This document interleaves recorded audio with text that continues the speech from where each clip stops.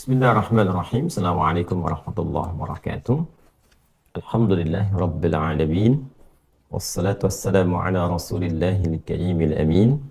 Nabiyyina Muhammadin wa ala alihi wa sahbihi wa dhurriyyatihi wa ummatihi ila yaumiddin wa ba'd. Faya ahbaballahi wa ahbab rasulihi sallallahu alaihi wasallam. أوصي نفسي وإياكم بتقوى الله فقد فاز المتقون فلا تموتن إلا وأنتم مسلمون فقال تعالى يا أيها الذين آمنوا اتقوا الله حق تقاته ولا تموتن إلا وأنتم مسلمون. Saudara-saudariku, semoga kita semua senantiasa dirahmati dan diridhai oleh Allah Subhanahu wa taala. Alhamdulillah, hari ini kita masuki hari ke-3 Rabiul Akhir 1444 Hijrah. Semoga kita semua senantiasa diberikan petunjuk oleh Allah Subhanahu wa taala untuk menata seluruh aktivitas kita agar senantiasa memiliki nilai terbaik di hadapan Allah Subhanahu wa taala. Sukses dunianya dan punya nilai yang bisa kita bawa pulang menghadap Allah dengan kebahagiaan insyaallah. Hari ini spesial karena ada beberapa dalam sesi kajian yang melahirkan sesi tanya jawab, namun belum tuntas kemudian itu dilangsungkan karena keterbatasan waktu dan kondisi tentunya. Baik di beberapa pengajian offline ada ataupun juga beberapa pengajian online atau bahkan sesi tanya jawab yang ditampilkan lewat sumber-sumber informasi baik di Instagram ataupun juga di YouTube agar kita bisa mengelaborasi, memperdalam kajian-kajian dalam konteks keislaman.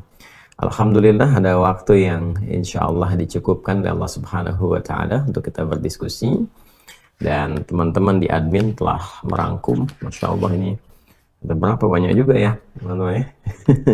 Ya kita satu-satu lah ya, kita coba diskusikan pelan-pelan. Spesial hari ini kita ada waktu kurang lebih sampai 45 menit sampai 60 menit ke depan untuk bisa membahas apa yang teman-teman tanyakan.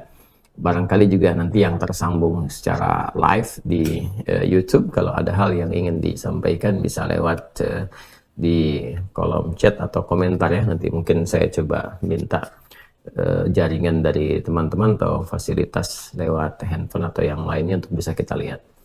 Baik, sementara yang direkap oleh tim admin ada beberapa, kita lihat.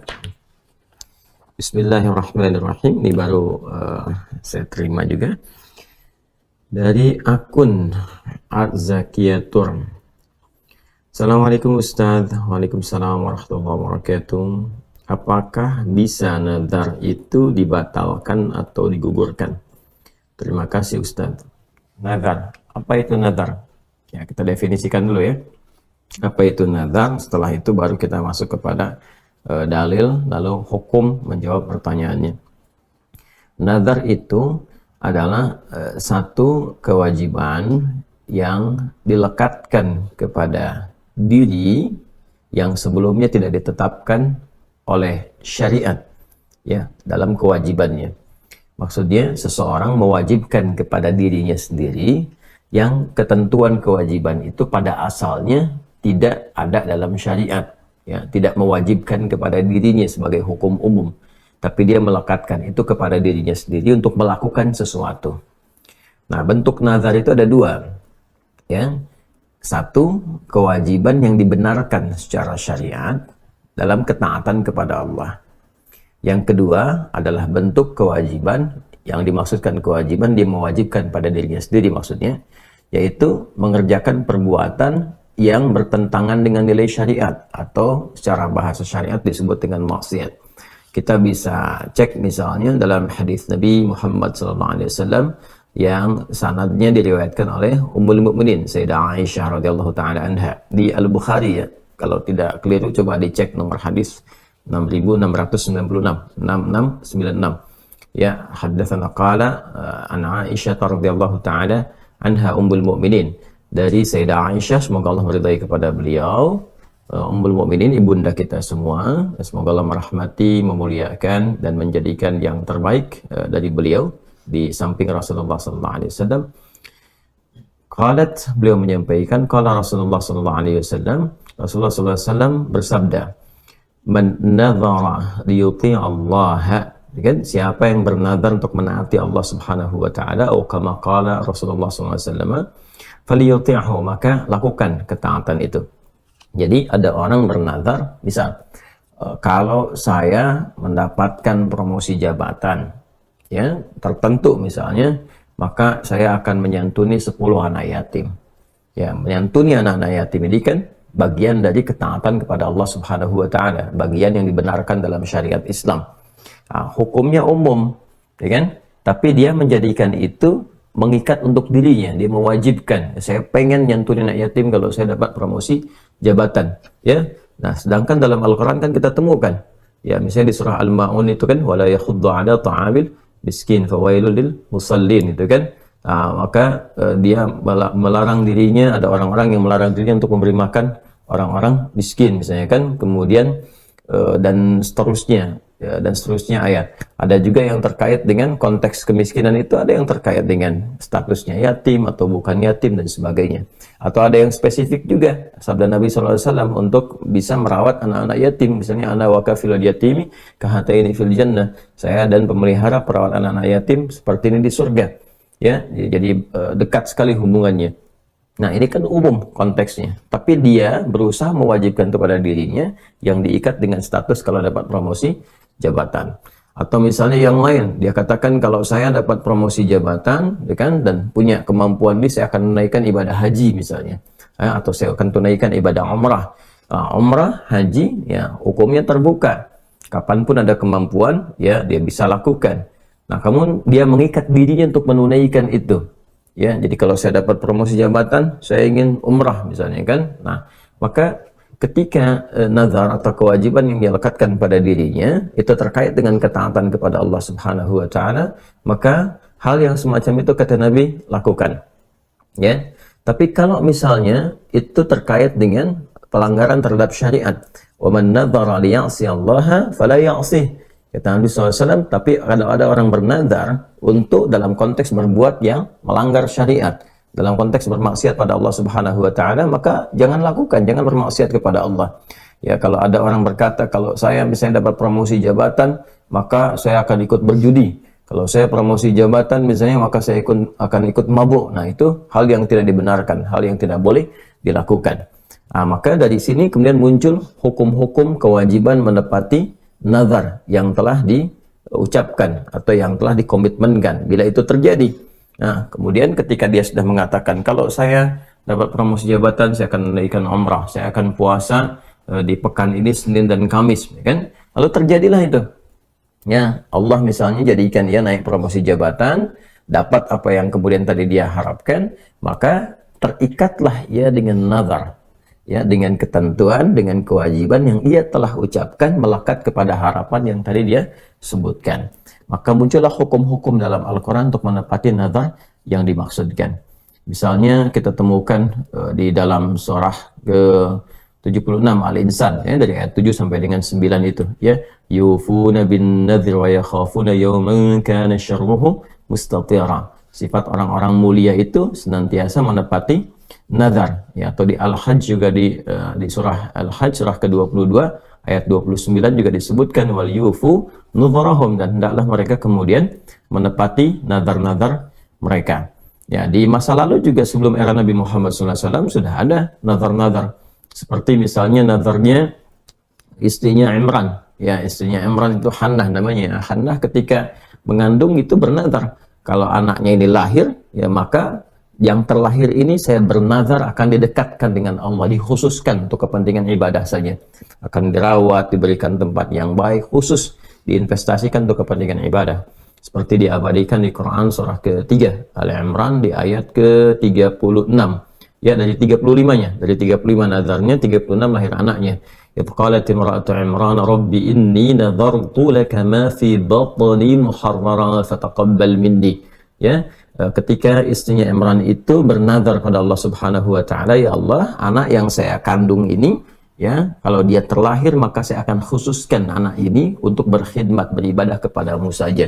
Bahkan nanti setelah ia lahir di ayat 36 gitu, falamma wada'at faqalat rabbi inni wada'tuha untha wallahu a'lamu bima wada'at wa laysa dzakaru kal untha wa inni sammaituha Maryam wa inni u'idzuha bika wa dzurriyyataha minasyaitonir rajim. Jadi ketika terlahir anaknya, maka lahir perempuan, dari situ diberi nama yang sesuai dengan harapannya.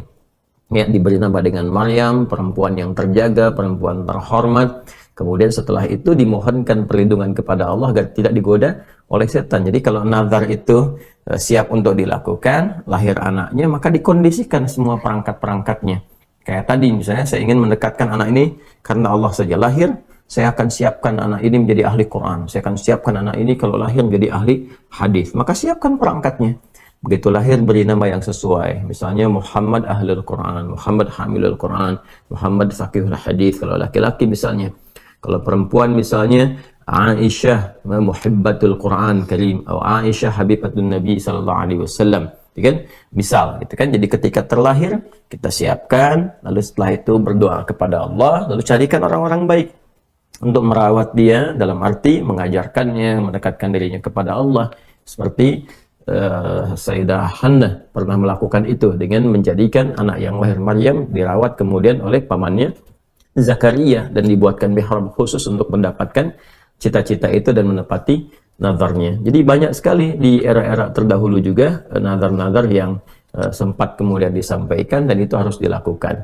Jadi kalau sudah bernazar dan itu positif, maka hukumnya wajib berdasarkan ayat-ayat tadi, berdasarkan hadis Nabi Muhammad SAW yang disampaikan. Hanya babnya barangkali kewajiban itu kan diikat oleh kemampuan. Jadi persoalannya mampu tidak menunaikan dia. Ya kan? Nah, jadi kalau kita misalnya sudah bernazar, maka sepanjang berkehidupan harus berusaha untuk mewujudkan itu. Jadi berusaha mampu. Jangan diukur saya nggak mampu, saya nggak mau lakukan, tidak. Ya, jadi kalau sudah dapat jabatan tadi dengan bernazar, udah ada jabatan, ingin menyantuni 10 anak yatim, berusaha untuk menyantuni. Ya bismillah. Carikan kemudian usaha yang maksimal sampai bisa menyantuni itu.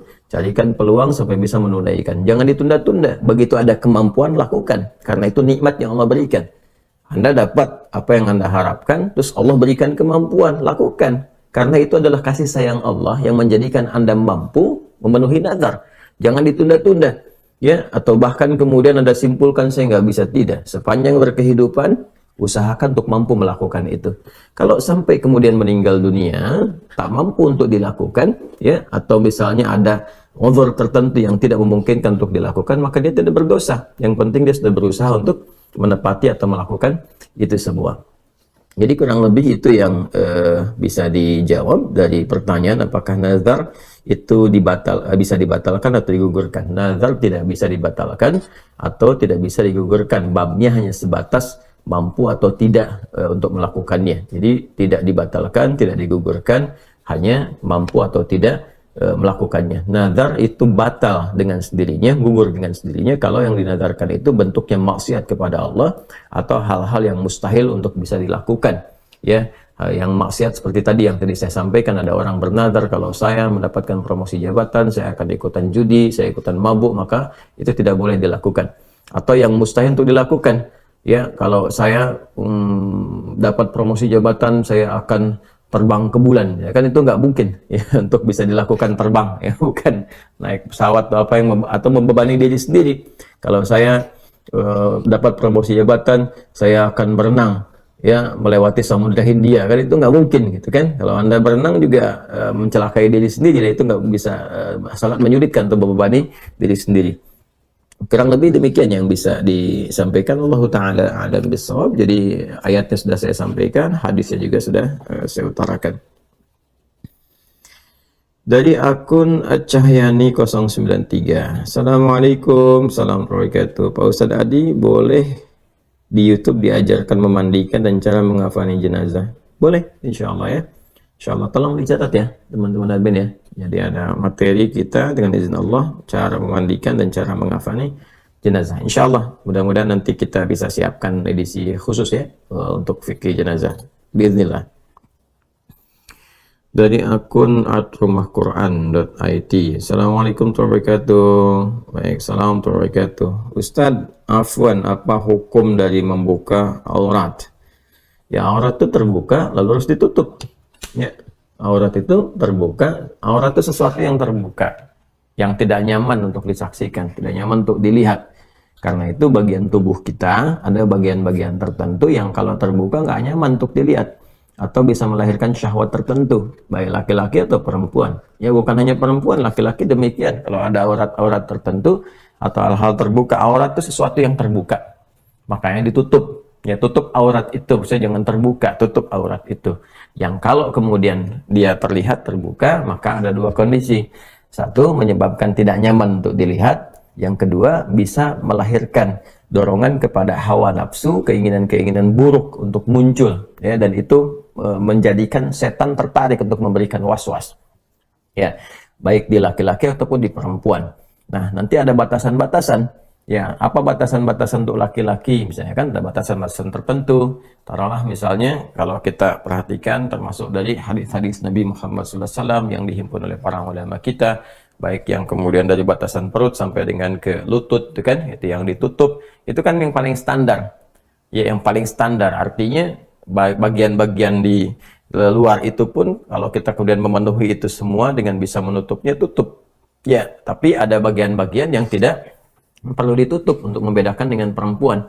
Ya, misalnya aurat-aurat tertentu dari leher ke atas ke sini ke kepala, kan nggak harus bagi laki-laki menutup, ya, dan tidak ada ketentuan untuk membedakan laki-laki dengan perempuan di situ. Maka tidak layak laki-laki menggunakan kerudung atau laki-laki pakai jilbab, itu kan bagiannya perempuan, gitu kan.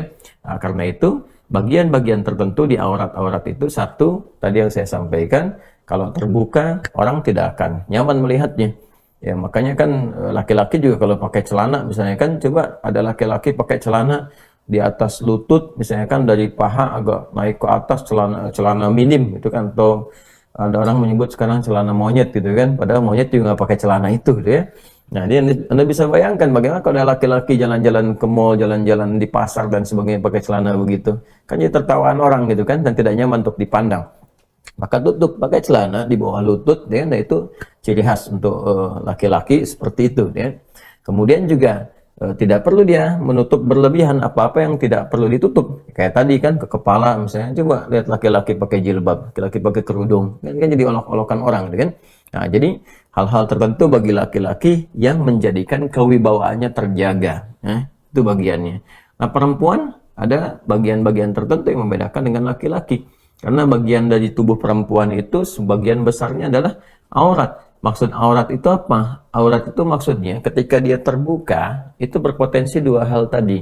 Ya, satu, ada bagian-bagian yang memang ketika terbuka tidak nyaman untuk dipandang. Ya, perempuan-perempuan jalan misalnya dengan na'udzubillah min dzalik, ya, pakaian-pakaian yang sangat minim, ya, hanya menutup bagian-bagian yang intinya saja misalnya, kan juga nggak nyaman untuk dipandang. Ya, naik angkot pakai pakaian yang demikian kan orang juga nggak nyaman, kan? Kemudian juga bagian-bagian tertentu yang memang secara umumnya bisa melahirkan syahwat.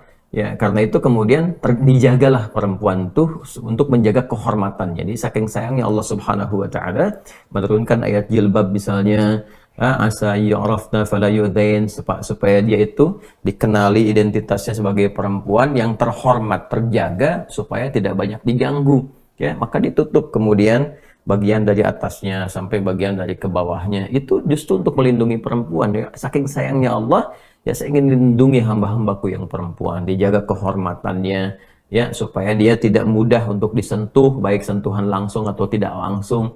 Orang kan sentuhan langsung ya bisa dengan sentuhan-sentuhan bagian tubuh, tidak langsung tuh dengan perasaan-perasaan tertentu yang secara tidak terhormat itu bisa terjadi gitu. Makanya dengan demikian diberikan kemudian oleh Allah Subhanahu wa taala lewat ketentuan syariat berpakaian yang terhormat bagi seorang muslimah. Ya, jadi kalau dalam persepsi manusia pakaian terhormat itu bisa beda-beda. Di tempat A sudah terhormat, tempat B belum tentu terhormat. Ya, itu kan budaya.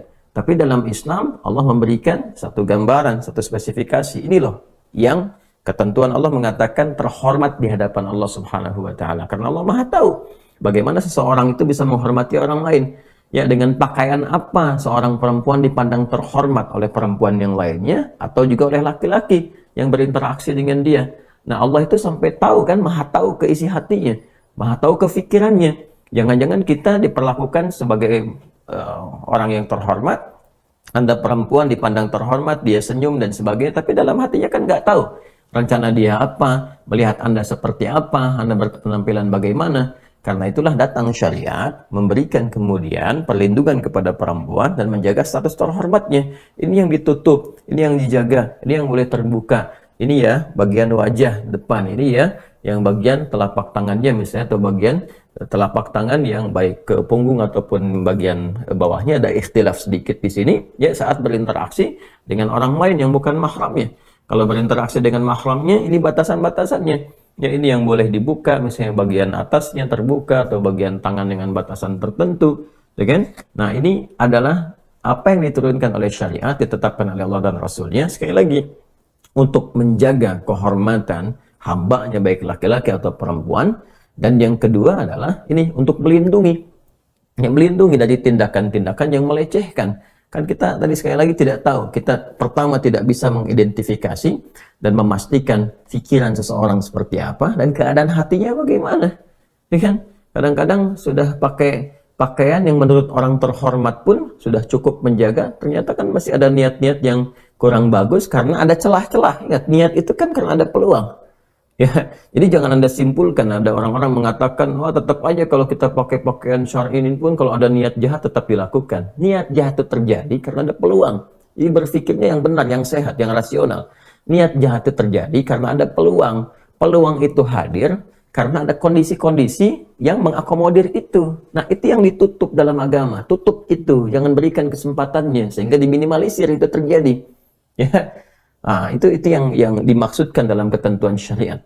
Jadi nanti akan banyak turun ayat-ayat ya baik di surah An-Nur misalnya atau nanti di surah Al-Ahzab misalnya ya bagaimana Allah Subhanahu wa taala memberikan satu ketentuan-ketentuan baik bagi laki-laki ataupun khususnya bagi perempuan yang memang bagian-bagian dirinya itu ya ditampilkan oleh Allah Subhanahu wa taala dengan keadaan yang indah, dengan keadaan yang terhormat untuk tujuan-tujuan dan hikmah-hikmah tertentu. Nah, jadi jangan sampai tertukar. Ini yang kadang-kadang terjadi dalam kehidupan dan kita berlindung pada Allah Subhanahu wa taala supaya tidak terjadi hal yang demikian. Nah, kadang-kadang ditemukan misalnya perempuan-perempuan yang bahkan laki-laki pun tidak melakukan itu. Ya, laki-laki kan saya hampir tidak pernah menemukan ya. Ada laki-laki misalnya jalan-jalan di area publik ataukah di pasar-pasar, di mall dan sebagainya pakai pakaian-pakaian minim. Ya, laki-laki misalnya pakai pakaian celana di di atas lutut ke paha naik. Saya nggak pernah temukan tuh yang begitu laki-laki. Ya, jalan-jalan ke mall dan sebagainya nggak pernah mau dan nggak pernah ada gitu yang demikian. Maka jangan sampai perempuan melakukan yang bahkan laki-laki pun nggak melakukan itu. Ya, jangan sampai gitu ya terjadi dan semoga pandangan kita ditutup dari yang hal-hal yang demikian. Nah, jadi itu yang disampaikan dari akun @rumahquran.it. Ya. Kalau dia kemudian membuka aurat secara sengaja di hadapan yang bukan mahram, ya bukan muhrim ya. Kalau muhrim itu maksudnya orang yang pakai pakaian ihram. Ya, kalau mahram itu hubungan kekerabatan tertentu yang dengan itu dibolehkan hal-hal yang tadinya terlarang. Ya, batasan-batasannya yang tadinya terbatas maka dibolehkan untuk berinteraksi di dalamnya. Ada 3 jenis mahram yang paling pokok nanti ya. Nanti mahram bil wiladah yang dari satu kelahiran rahim yang sama.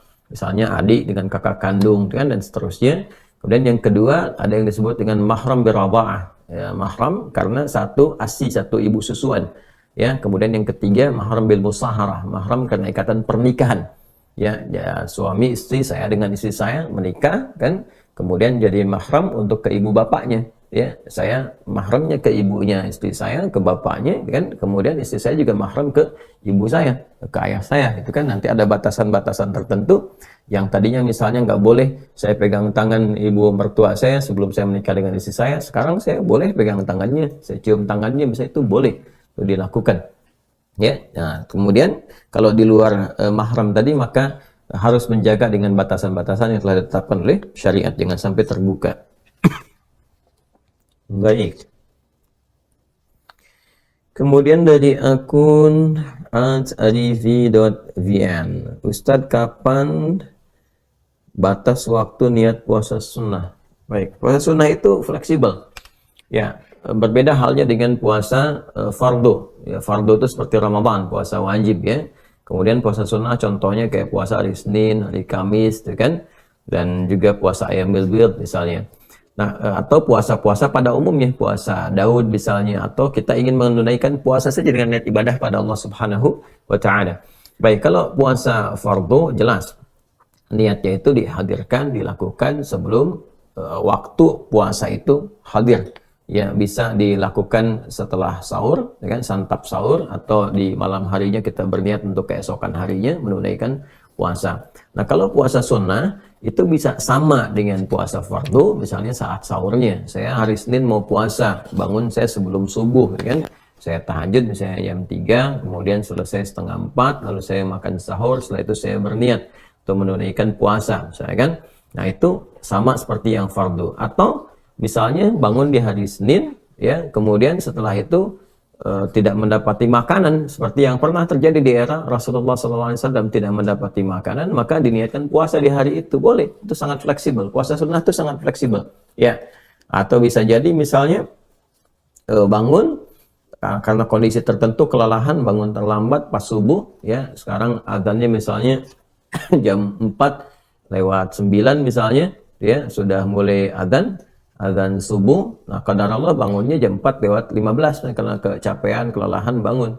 Lalu menunaikan sholat subuh dan pengen puasa di situ, atau bangun di hari Senin pas di waktu itu, boleh langsung diniatkan untuk menunaikan ibadah puasa sunnah. Atau bahkan misalnya nggak menemukan makanan di hari itu, nggak ada makanan, langsung pengen puasa sunnah, boleh, karena puasa sunnah itu fleksibel niatnya dibandingkan dengan puasa fardu. Niatnya tatawwu itu meningkatkan ketaatan kepada Allah Subhanahu wa taala dalam konteks yang dibenarkan. Jadi kalau dalam konteks-konteks yang sifatnya sunnah, untuk meningkatkan ketaatan lebih dari yang fardu, maka sifatnya lebih fleksibel, tidak diikat dengan biasanya kondisi-kondisi tertentu yang ketat seperti yang ibadah fardu. Ya, seperti kita ke masjid, sholat fardu kan ada waktunya khusus, spesifik gitu kan, kapan ditunaikannya bagaimana dan sebagainya. Tapi di waktu-waktu selain fardu, saya mau datang ke masjid nanti jam 8 pagi misalnya kan, pengen datang aja, pengen ya menenangkan diri misalnya, pengen lebih bertakarrub, pengen meningkatkan ibadah, terus datang ke situ.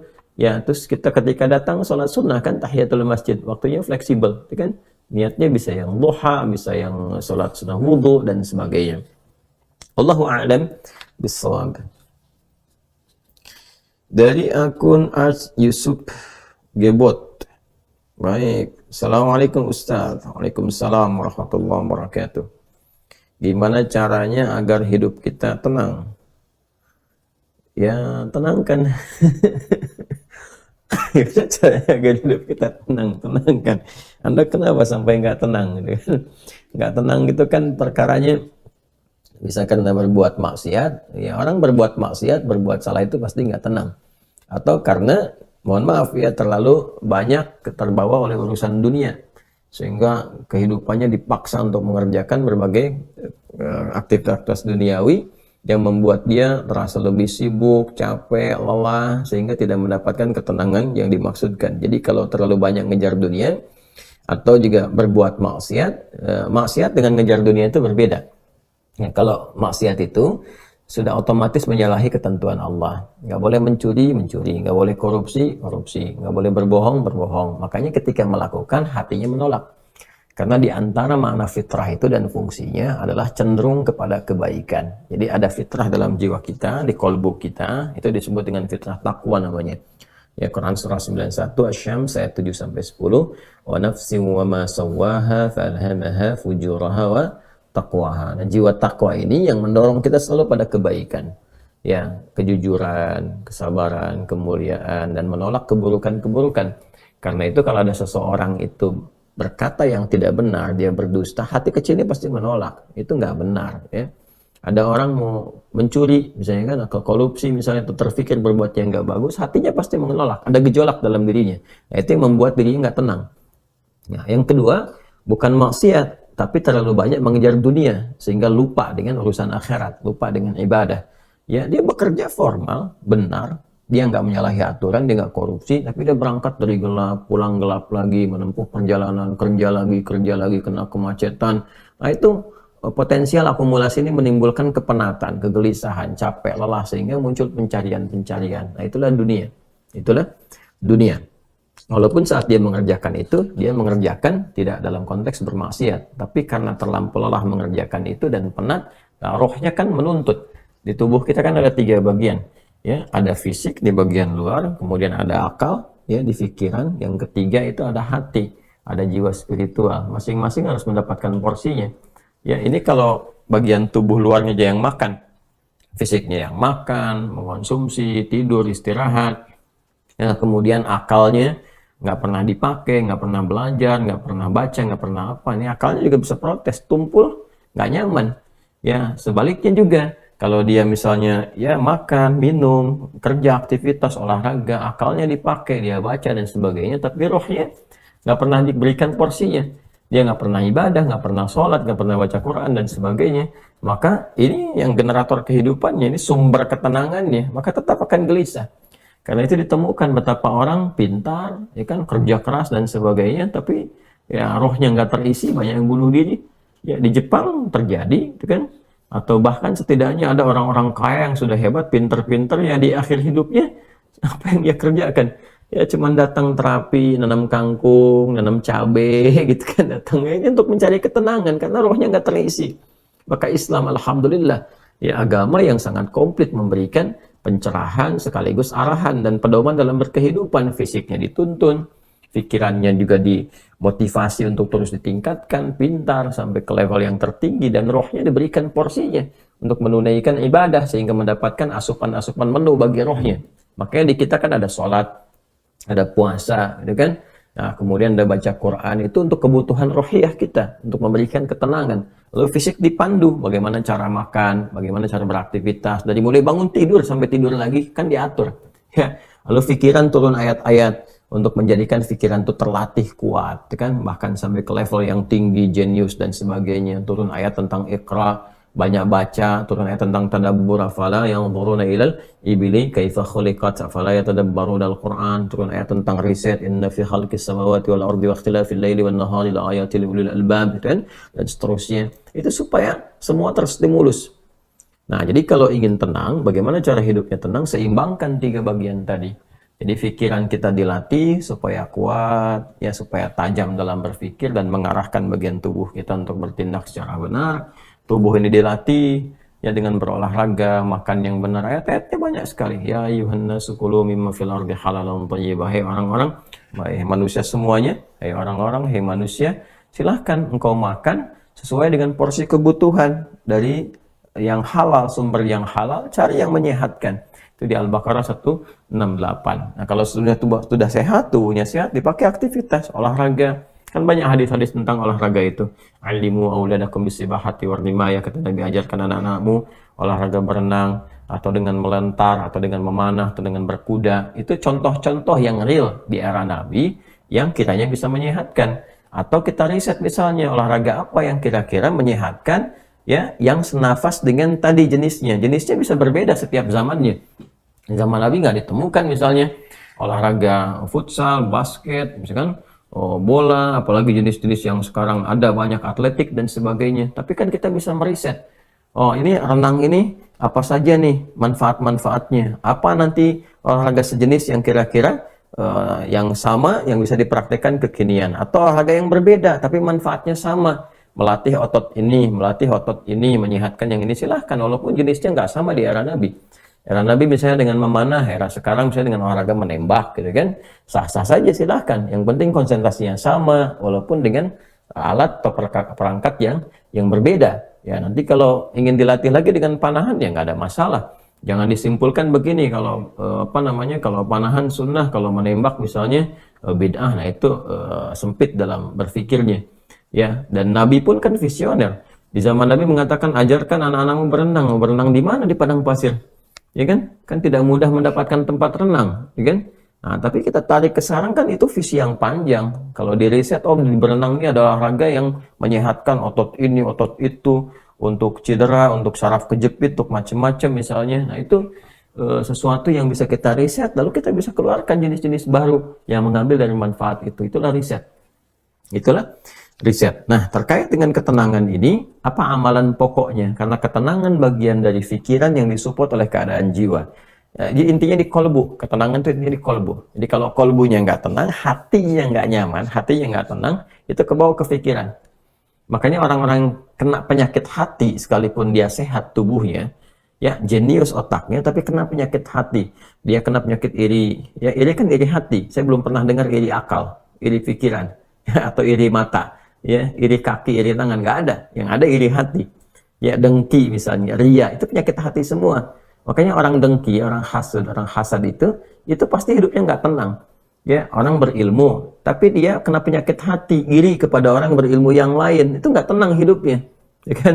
Orang kaya, tapi dia pendengki, kaya terhadap dirinya sendiri, ya, dan dia dengki dengan kekayaan orang lain, itu nggak akan tenang. Dia terus pikirin bagaimana melampaui orang itu, bagaimana supaya dia celaka dan sebagainya. Itu yang sangat berbahaya. Maka untuk menenangkan diri itu, amalan-amalannya tidak ada yang lain kecuali meningkatkan ibadah, meningkatkan amal soleh, meningkatkan ketaatan. Semua jenis amal soleh itu di Quran disebut dengan zikir. Disebut dengan apa?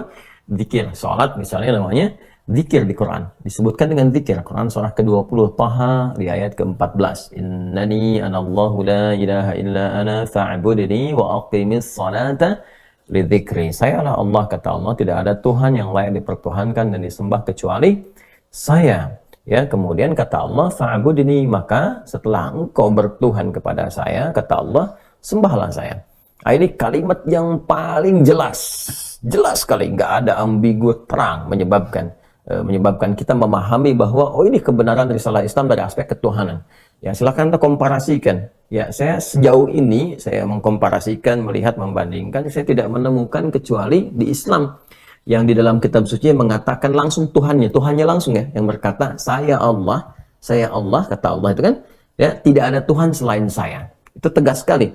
Ya, menyebutkan saya Allah, nggak ada Tuhan selain saya, sembah saya. Dan biasanya kalau ada kalimat atau informasi yang pede jelas disampaikan, itu menunjukkan kekuatan dan kebenaran. Kekuatan dan kebenaran, karena Allah dengan sendirinya, dia kan meyakinkan ya kita semua dengan menegaskan, sifatnya tegas. Dan karena memang ketuhanan itu hanya dimiliki oleh Tuhan yang benar.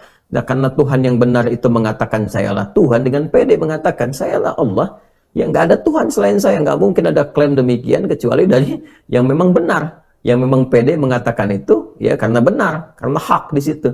Ya, dan kemudian fa'budni, sembahlah saya. Ya, sembahlah saya. Dan kemudian dijelaskan menyembahnya bagaimana. Itulah indahnya dalam Islam. Tauhidnya diatur, ya, tentang Tuhannya. Dan kalau Anda misalnya begini, saya logikakan sederhana, ya. Orang-orang kan kalau nggak pakar, nggak punya kemampuan atau nggak sesuai dengan kualifikasinya, nggak mungkin mengatakan itu kan. Ya, ada orang mengatakan misalnya saya adalah pesilat, mana yang mau bertarung misalnya kan, atau beruji tanding dengan saya. Kalau dia bukan pesilat, nggak mungkin dia bisa mengatakan itu. Ternyata dia bukan pesilat misalnya kan, dia cuma pesilat lidah gitu kan, bukan pesilat tangguh, dan nggak mungkin dia mengatakan, pede mengatakan demikian.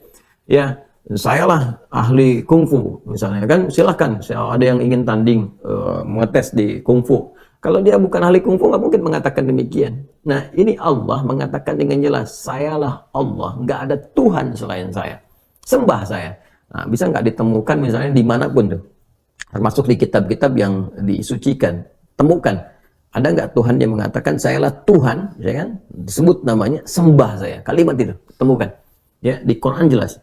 Kemudian fa'budni, sembah saya, wa aqimis shalah, dan tunaikan salat. Cara menyembah saya itu dengan menunaikan salat. Dan diatur, ini indahnya dalam Islam tuh. Ya. Kemudian ditegaskan, saya Allah, saya Tuhan. Kemudian nggak ada Tuhan selain saya, kata Allah. Kemudian sembah saya. Cara menyembahnya pun diatur, namanya sholat. Cara mengerjakannya begini. Ya, lalu ditunjuk, diutuslah Nabi Muhammad SAW untuk mengajarkan dari awal sampai akhir, dari gerakan sampai bacaan, dari mulai hukumnya diajarkan. Ya, dari cara menghadap ke arah mana, kemudian bagaimana caranya, ya, dari mulai berwudunya bahkan sampai dengan selesainya. Ya, ini menunjukkan bahwa risalah agama ini benar. Nggak mungkin kan diada-adakan demikian. Gimana cara bisa merekayasa seperti itu terjadi? Nggak mungkin. Ya, ini dari awal sampai akhir, dan nggak ada kreativitas di situ. Nggak ada kreativitas, dan semua sama. Ya, orang Arab demikian, yang bukan Arab demikian. Ya, jadi nggak ada ceritanya misalnya di Arab pakai bahasa Arab, di Indonesia pakai bahasa Indonesia. Ya, di Indonesia, di Sumatera pakai bahasa Sumatera misalnya, di Jawa pakai bahasa Jawa. Tidak. Ya, Quran mau dimanapun pakai bahasa Arab. Sholat dengan cara yang sama, menghadap tempat yang sama. Tapi terkait dengan pertanyaan ini, teruskan ayatnya. Wa aqimis sholata lidzikri. Tunaikan sholat kepadaku, kan, sebagai zikir. Jadi sholat itu disebut dengan zikir. Berdoa juga zikir. Ya, doa juga zikir. Quran surah ke-7 ayat 205. Wadhkur rabbaka fi nafsika tadarruan wa khifatan wa dunal jahri minal qaul, dan berzikirlah, berdoalah maksudnya. Zikir ini doa. Ya, berdoalah, mohon dengan sepenuh jiwamu, dengan ketenangan, gitu kan, mintakan kepada Allah dengan penuh ketenangan. Dan mohon dengan kekhusyuan, mohon dengan penuh harap supaya dikabulkan. Nah, silakan cek, bukankah saat berdoa itu ada ketenangan? Anda punya masalah, alih-alih Anda curhat di media sosial, gitu kan? Nah, kemudian Anda arahkan untuk berdoa dengan cara yang benar. Anda ke kiblat, wudu, minta dengan khusyuk. Bukankah saat berdoa tenang? Ya kan? Bukankah saat sholat itu Anda lebih tenang? Ya kan? Bukankah saat Anda baca Quran lebih tenang? Nah, baca Quran itu disebut dengan zikir, karena Qurannya disebut zikir. Quran surah ke-15 ayat 9. Inna nahnu nazzalna dzikra wa inna lahu lahafidhun. Kami telah turunkan Al-Quran sebagai zikir. Nah, Anda itu kalau baca Quran kan lebih tenang. Apalagi kadang terjadi begini, sedang punya masalah, terus kita buka mushaf, random acak tuh dibuka begini, tiba-tiba ayatnya sesuai dengan masalah kita. Gitu. Nah, baru baca aja udah tenang keadaan jiwanya. Ya, udah menyebut nama Allah, baru bismillahirrahmanirrahim, sudah tenang. Ya, Quran surah ke-8 ayat kedua. Innamal mu'minuna alladzina idza dzukirallahu wajilat qulubuhum wa idza tuliyat 'alaihim ayatuhu zadatuhum imanan wa 'ala rabbihim yatawakkalun. Jadi orang beriman itu kalau disebutkan nama Allah ada getaran konfirmasi di jiwanya, dan kalau dibacakan kepada ayat-ayat Allah bertambah keimanan. Iman itu kan sumber ketenangan. Ya, makanya iman itu berasal dari kata al-aman. Ulaika lahumul amnu, kan? Ya, alladzina amanu wa lam yalbisu imanahum bidzulmin, ya ulaika lahumul amnu. Orang-orang beriman itu kata Al-Qur'an, dan kalau imannya benar, maka akan mendapatkan ketenangan dalam jiwanya. Nah, ini kalau dibacakan Quran ada ketenangan dalam diri kita. Kita dengar orang lain baca Quran aja udah tenang, apalagi kita baca sendiri, kan? Apalagi misalnya zikir, ya zikir. Pasca salat kita berzikir, kan amalannya disebut zikir, itu membuat kita tenang. Subhanallah, alhamdulillah, Allahumma antas salam, istighfar. Quran surah ke-4 An-Nisa ayat 103. فَإِذَا قَضَيْتُمُ الصَّلَاةَ فَاذْكُرُوا اللَّهَ قِيَامًا وَقُعُودًا وَعَلَى جُنُوبِكُمْ. Kalau Anda telah tuntas mengerjakan salat, maka berzikirlah. Ya, subhanallah, alhamdulillah, Allahu akbar, Allahumma antas salam, ya dari astagfirullah dulu awalnya, kan? Nah, itu membuat diri kita lebih tenang, lebih nyaman. Nah, itu semua amalan tadi disebut dengan zikir. Karena itu disimpulkanlah di Quran surah ke-13 Ar-Ra'du di ayat ke-28 ketika Allah berfirman, ala bidzikrillahi tatma'innul qulub. Yakinkan pada dirimu. Ala itu harfu taukid, bukan hanya ikhbar. Huruf untuk menginformasikan sekaligus menguatkan informasi yang disampaikan. Saya tegaskannya, kata Allah, yakinkan pada dirimu dengan meningkatkan zikir kepada Allah, maka akan cenderung berdampak tenang kepada jiwa. Nah, jadi kalau Anda ingin tenang, saya ingin tenang, kita ingin tenang, gampangnya tingkatkan zikir. Zikir itu bentuknya ibadah, baik dengan ibadah fisik seperti sholat, baca Al-Quran, atau ibadah harta dengan bersedekah misalnya, ya zakat itu kewajiban, infak itu tambahkan. Kalau ingin tenang, cobalah pagi-pagi cari orang-orang yang berhak mendapatkan itu sesuai dengan kualifikasi yang disampaikan Al-Quran dan hadis, jalan temui, bersedekah, nggak usah banyak dipamerkan, ya macam-macam, bersedekah, sampaikan dengan tulus. Nanti Anda akan mendengar orang itu berkata, terima kasih Pak, semoga Bapak disehatkan, keluarga juga dilancarkan rezekinya, dijaga oleh Allah kemuliaannya. Oh, itu mahal sekali. Padahal yang dikeluarkan mungkin 5.000, 10.000, tapi bagi orang-orang tertentu itu sangat berharga dan melahirkan doa yang dengan doa itu mengguncang aras dan memberikan ketenangan kepada jiwa, ya kan? Allah Ta'ala alam bisawab. Baik, coba kita lihat yang online. Boleh minta ini enggak? Teman-teman coba minta, bukan minta pinjam gadgetnya. Kalau minta saya ambil ya. Coba lihat siapa yang tersambung di YouTube aja yang kita live sekarang. YouTube, ini apa? Di YouTube aja yang tersambung sekarang. Di YouTube yang live, ini live ya? Live juga ya. Baik. Dari Suranto Khan, ini yang di IG ya. Ya saya baca berurut ya, supaya kita berurut. Afwan Ustaz sebelumnya. Baik, saya afwankan. Bantu minta maaf, saya maafkan. Baik, akun Aksuranto slash Khan. Tolong berikan motivasi buat anak mudah tentang majlis dan membaca Al-Quran. Baik, adindaku, membaca dan meningkatkan interaksi kita dengan Quran. Menghafal Al-Quran, banyak membaca Al-Quran, atau banyak mengaji, mengkaji Al-Quran. Saya pengen belajar surat Al-Duha, saya pengen belajar surat Al-Ikhlas, itu mengaji, mengkaji Al-Quran. Atau saya ingin menjadi penghafal Al-Quran. Akan melahirkan keistimewaan yang tidak ditemukan kecuali hanya melekat pada ahli Quran. Contoh, ini sudah riset. Orang yang rajin berinteraksi dengan Quran, rajin baca Quran, rajin menghafal Quran, itu akan meningkatkan kecerdasannya. Bahkan ada riset kontemporer kekinian dilakukan oleh seorang pakar dari Maroko yang tinggalnya di London, di Inggris. Beliau meriset bahwa memori orang yang sering berinteraksi dengan Quran, rajin baca, apalagi penghafal Quran, itu akan meningkat tajam. Ya, digambarkan meningkat berlipat-lipat dari orang-orang yang tidak pernah atau jarang atau sedikit berinteraksi dengan Al-Quran.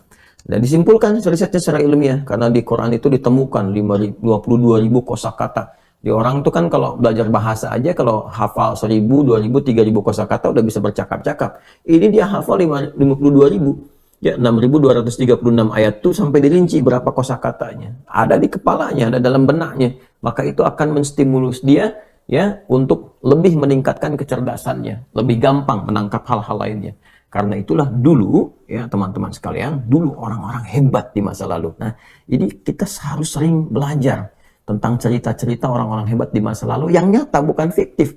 Ya, bukan kayak misalnya cerita-cerita sekarang ada Doraemon, Pokemon, macam-macam, ada apa namanya? Orang-orang yang sering digambarkan fiktif itu ya, Superman dan sebagainya, kan nggak pernah ada kisahnya. Kenapa harus menyibukkan diri untuk melihat atau meluangkan waktu pada sesuatu yang nggak pernah hadir, nggak pernah ada? Cari yang real, cari yang nyata. Kita punya Khalid bin Walid, kita punya Umar bin Khattab, kita punya Ali bin Abi Thalib, Imam Al-Ghazali, Al-Kindi, Al-Farabi, Al-Khawarizmi, Al-Battani. Itu orang hebat semua, orang hebat semua. Dan diakui dunia, menginspirasi bahkan sampai peradaban barat, sampai kekinian pun keilmuan di barat disupport oleh kehebatan mereka. Siapa yang tidak kenal di barat dengan misalnya Avicenna, Ibnu Sina, ya, Averroes, Ibnu Rushd, ya, Al-Khawarizmi, Al-Battani, itu Al-Jabbar, ya, yang menemukan Al-Jabbar di matematika itu. Kemudian yang menemukan di atom itu kan, yang di bapak kimia Jabir bin Hayyan, Ibnu Firnas yang menemukan prototipe pesawat terbang. Itu baca itu semua. Dan kalau kita melihat sejarah mereka, rata-rata ya hampir semua mereka itu memulai dari Al-Quran. Ya, hafal Quran dari usia ada yang 7 tahun, 8 tahun, 9 tahun, 10 tahun, ya, ada yang 11 tahun, 12 tahun, sejak dini sekali.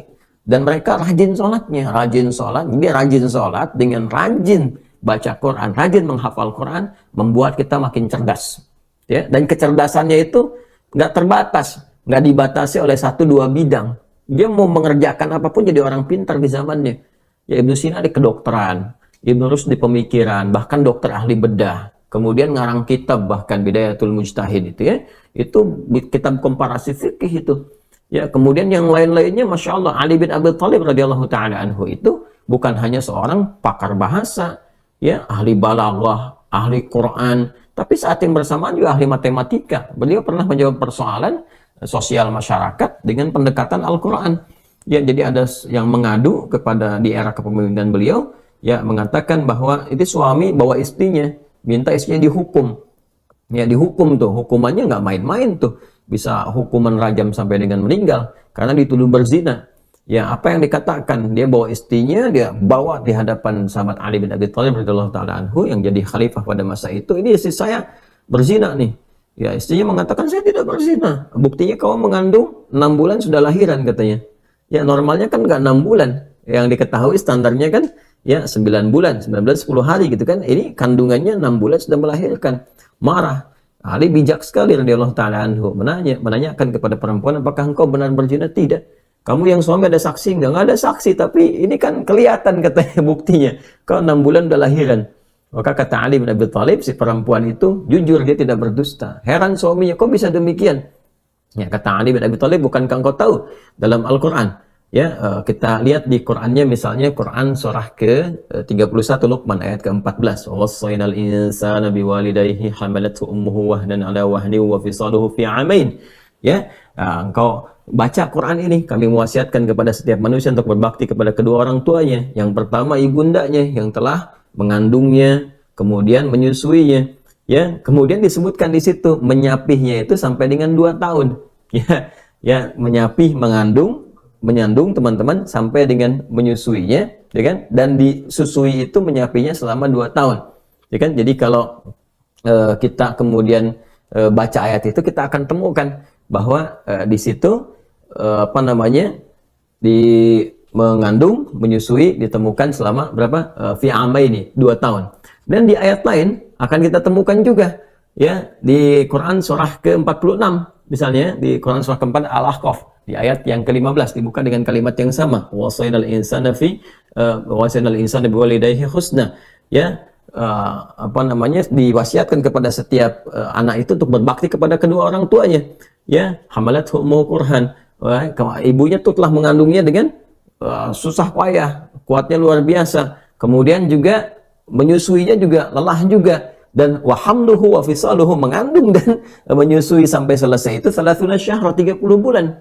Ya, jadi kalau engkau buka katanya kan di Quran surah ke-31 Luqman ayat ke-14 itu menyusui sampai dengan disapih itu 2 tahun, sedangkan di Quran surah ke-46 di ayat 15 engkau buka mengandung dengan menyusui sampai menyapih 30 bulan. Bukankah 2 tahun itu sama dengan 24 bulan?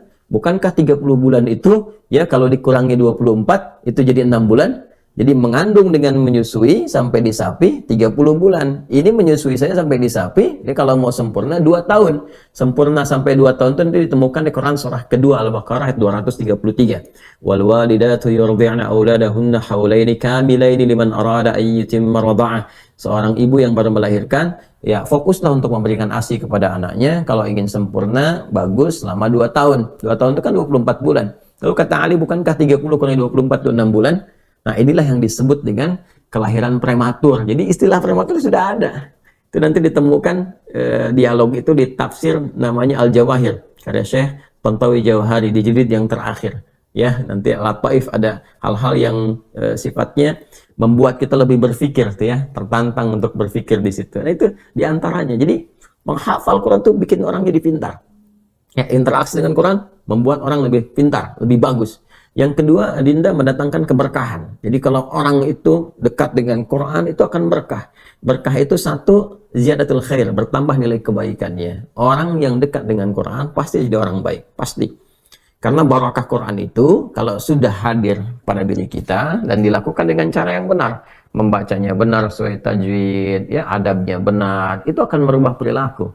Itu ada di Quran misalnya surah ke-35 Fatir di ayat ke-32 dulu. Ya, thumma awrathnal kitaba alladhina istafaina min ibadina faminhum zalimun li nafsi wa minhum muqtasid wa minhum sabiqun bil khairati biidznillah. Ya, dzalika huwal fadlul kabir.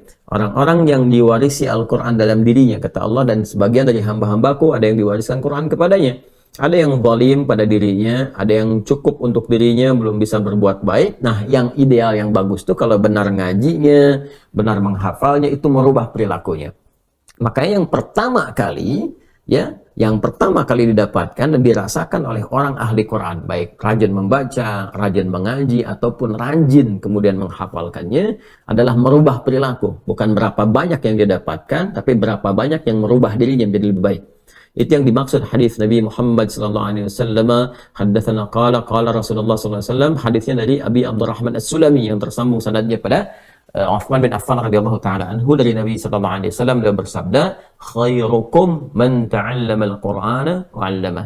Yang terbaik di antara kalian adalah orang yang mampu belajar Al-Qur'an dan mengamalkannya. Jadi kalau kita belajar Quran lalu mengamalkan isinya, akan jadi orang paling hebat di masanya. Jadi pintar, merubah perilaku lebih baik, kemudian juga mendatangkan keberkahan yang lain dari rezeki misalnya. dari ketenangan. Jadi kalau adinda menghafal Quran sampai selesai, orang tuanya pasti akan merasakan kebahagiaan, lebih tenang. Nanti rezekinya Allah mudahkan.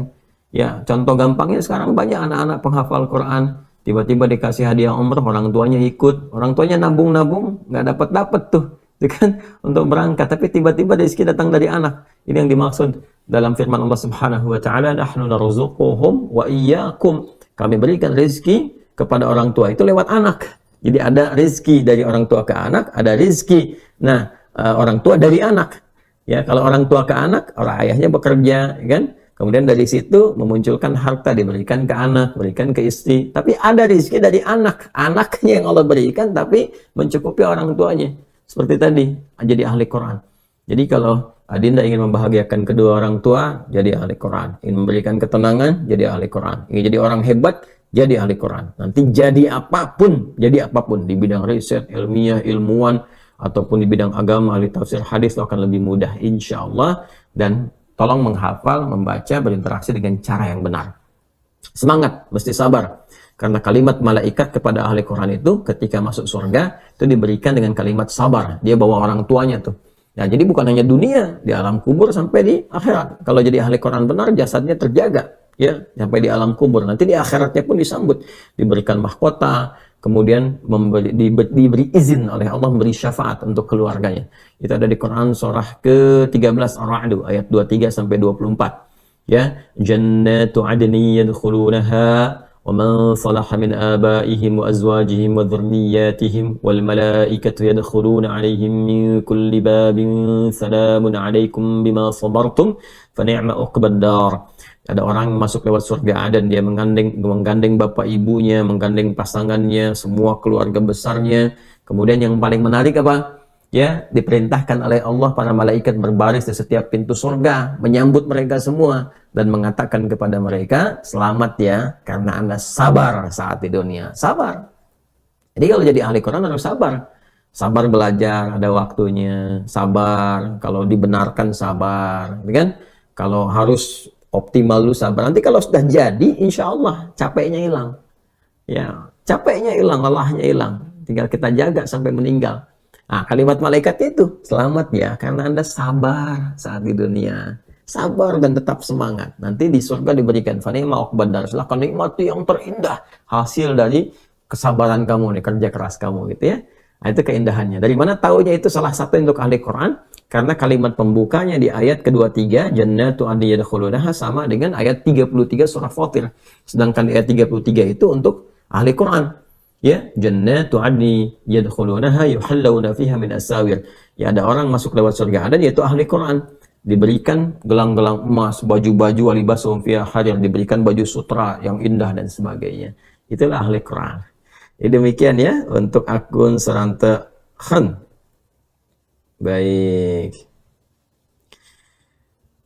Akun Mauriza Kasalni. Assalamualaikum Ustaz.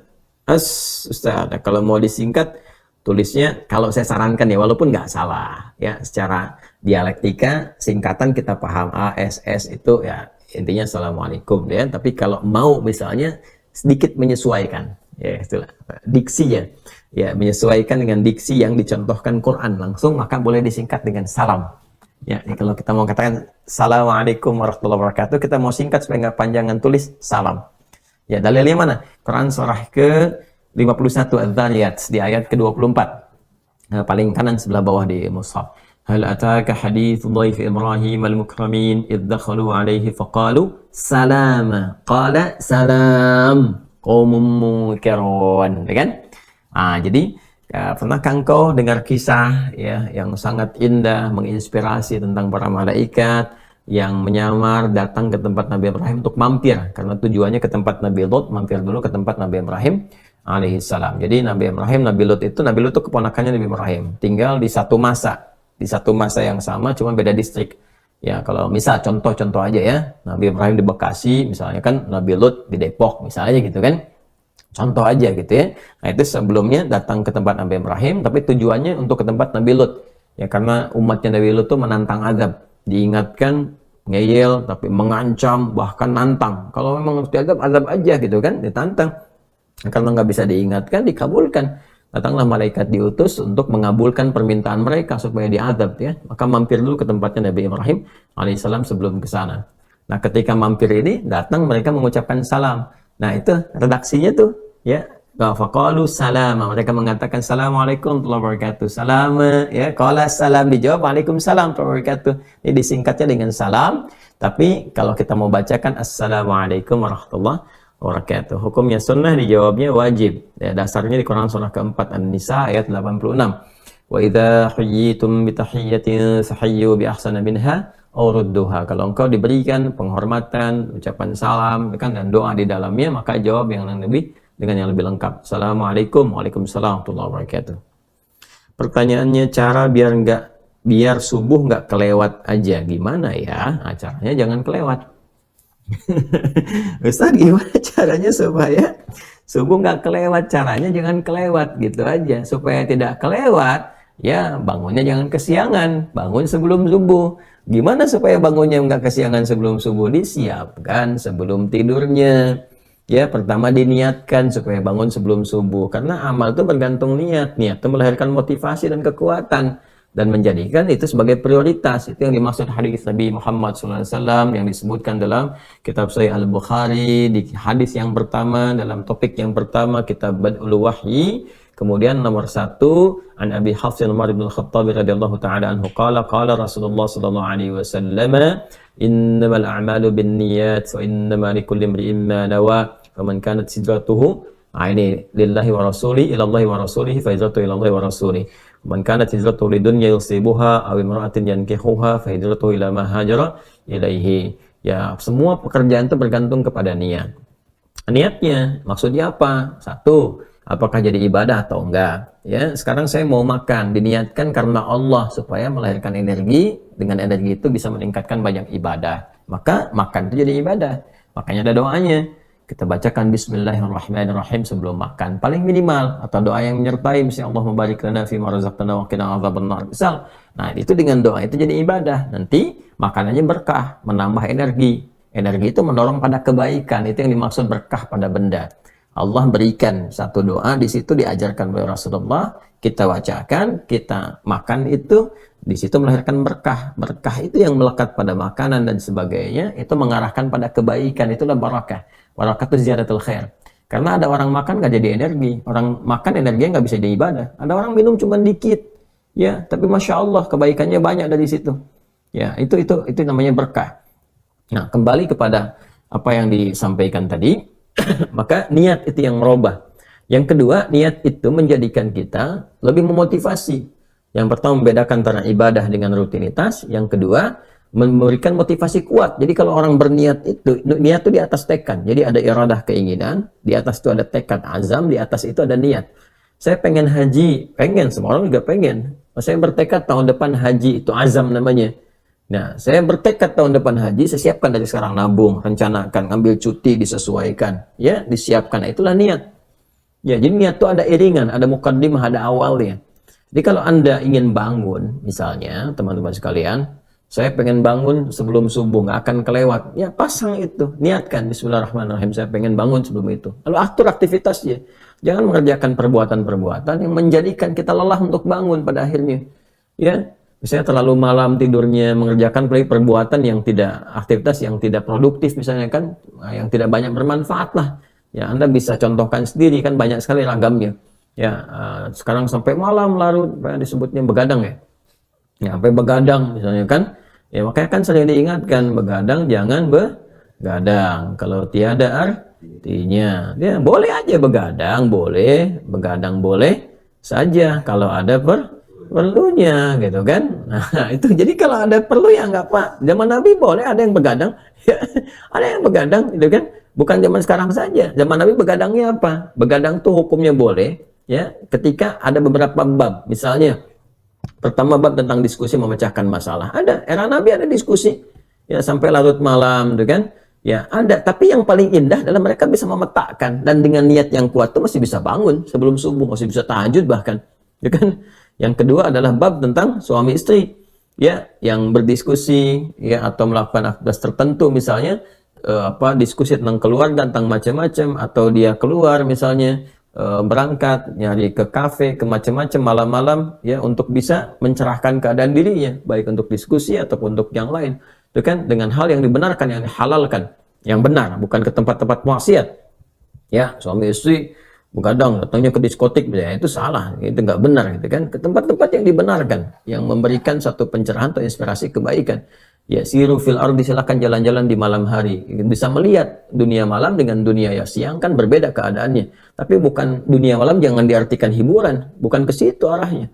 Ya, itu untuk bisa mencari inspirasi yang mendekatkan diri kepada Allah. Lihat langit ke atas, lihat bulan, menikmati pemandangan. Ya, lihat keluar betapa banyak orang-orang yang mungkin masih kesulitan, nggak ada rumah dia, mencari-cari tempat tidur. Ada yang tidur di pinggiran masjid, ada yang tidur misalnya di dekat trotoar dan sebagainya. Berpikir, alhamdulillah Allah berikan kenikmatan yang belum tentu ada di posisi demikian. Lalu bagaimana dengan nikmat yang Allah lebihkan untuk berbagi dengan mereka? Itu maksudnya. Ya kan? Nah, itu kurang lebih teman-teman sekalian gambarannya. Jadi diniatkan, setelah itu apa? Niat tadi itu ada usaha, pasang alarm.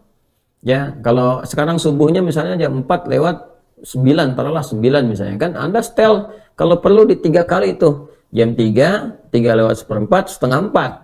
Ya, nanti alarm pertama untuk mematikan alarm kedua. Karena biasanya ngantuk tuh. Kalau udah masih ngantuk tuh kan, apa sih bahasa Jermannya tuh? Nundutan ya? Masih nundutan tuh. Ya, masih begini-begini tuh, ndut, ya kan? Maka orang Sunda menyebutnya nundutan. Karena ndut begini tuh, maju-maju tuh.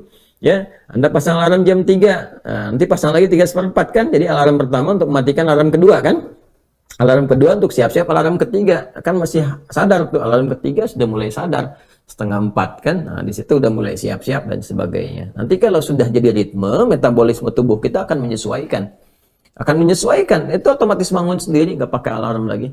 Saya dulu saking nggak punyanya, waktu saya pesantren, saya nggak bisa beli alarm. Saya tanya guru saya, gimana teman-teman saya punya alarm, saya nggak punya, gimana caranya bangun supaya sebelum subuh saya bisa tahajud. Maka guru saya masih teringat sampai sekarang itu.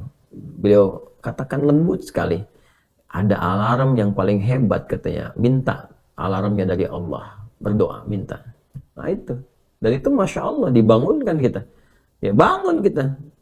Kadang Masya Allah minta, ya Allah saya pengen bangun jam 3, dari setengah 3 bisa bangun itu, tiba-tiba bangun, tuh kan. Ya, tiba-tiba bermimpi sesuatu yang membuat kita bangun, dengar suara membuat kita bangun. Ya, pada hakikatnya itu petunjuk Allah Subhanahu wa Ta'ala. Baik. Baik. Lanjutkan. Ini kita ke YouTube ya. Bismillahirrahmanirrahim. Dari akun Dr. Games 88. Masya Allah. Assalamualaikum warahmatullahi wabarakatuh, Ustaz. Waalaikumsalam warahmatullahi wabarakatuh. Semoga selalu dalam lindungan Allah Subhanahu wa Ta'ala. Semoga Allah memberikan lebih baik kepada Anda apa yang Anda doakan kepada kami. Bagaimana ketika kita masbuk? Jangan kita ya, Anda aja. Saya tidak berminat untuk masbuk. Mas Adi, Mas Joni, Mas Cepi boleh, tapi masbuk kalau bisa dihindari ya. Kalau memang tidak terkait dengan itu. Bagaimana saat ada yang masbuk, saya ganti ya, terus ketinggalan 2 rakaat. Masya Allah, masbuknya 2 rakaat. Kalau sholat subuh 2 rakaat hilang dong. Jadi maksudnya yang 4 mungkin. Apakah di rakaat ketiga bacaannya kita harus baca doa iftitah lagi? Baik. Bagaimana kalau seseorang masbuk, ini maksudnya sholat zuhur atau sholat maghrib? Karena ada pertanyaannya langsung ke rakaat ketiganya bagaimana. Jadi saya contohkan langsung 4 rakaat sholat zuhur. Datangnya mau rakaat yang ketiga, dia masuk ke situ, jadi dia kehilangan 2 rakaat, terlambat, bukan kehilangan, terlambat, lalu masuk, kemudian dia bertakbir. Pada rakaat yang ketiga, apakah langsung kemudian dia baca iftitah lagi, atau kemudian bisa langsung ke Al-Fatihah? Nah, di sini ketika Anda mulai bertakbir, dibuka Allahu Akbar, maka lihat, Anda bisa prediksikan, kalau rakaat ketiga kan imam itu langsung baca Al-Fatihah kan, tidak ada surat lagi kan, maka jedanya itu lebih lebih pendek. Kalau dia baca dari rakaat pertama, dia ada iftitah, dia ada Fatihah, ada surat, maka jedanya lebih panjang. Jadi sebelum imam baca Al-Fatihah, Anda sudah bisa iftitah kalau masukkan rakaat pertama. Tapi ketika Anda masuk di rakaat yang ketiga, nah maka ada 2 cara di sini. Kalau melihat ke intervalnya pendek sekali, Anda bisa langsung ke Al-Fatihah. Karena hukum membaca Al-Fatihah itu hukumnya masuk rukun, kewajiban. Sedangkan di iftitah hukumnya sunnah. Artinya kalaupun tak mampu mengejarnya, itu tidak membatalkan sholat. Jadi bisa langsung ke Al-Fatihah. Ya, bahkan di madzhab Maliki itu begitu mulai takbir, itu saking pendeknya doa iftitah itu langsung masuk ke Al-Fatihah.